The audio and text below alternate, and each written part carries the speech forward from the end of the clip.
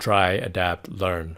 In this video, we will look back at a Throwback Thursday herb garden planter project done prior to recording video for this channel. If you haven't already, don't forget to subscribe now for more videos including maintenance, DIY, and other random projects.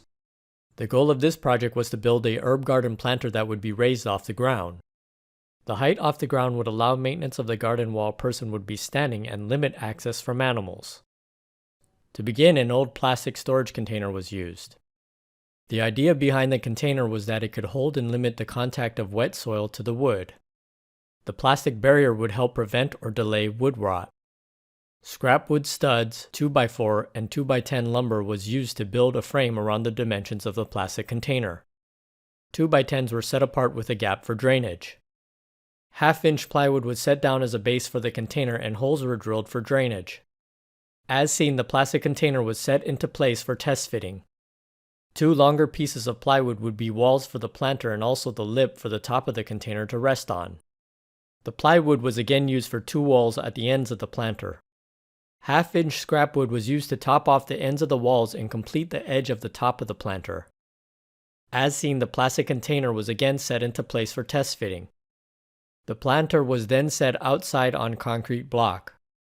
The concrete block would help keep the wood off the dirt and also help to prevent wood rot. The planter was then painted with exterior paint. Once the plastic container was set into place, a layer of rocks was set on the bottom of the container to help drain the water.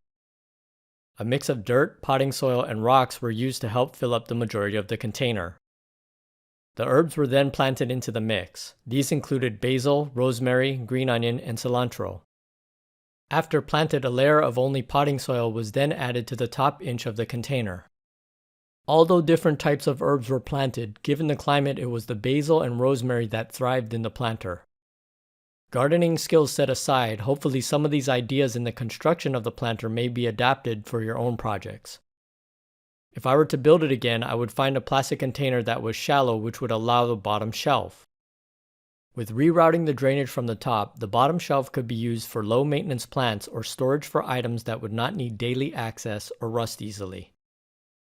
As I make new videos, I want to share them with you, so subscribe now. Also comment, like, and check out some of the other content on our channel.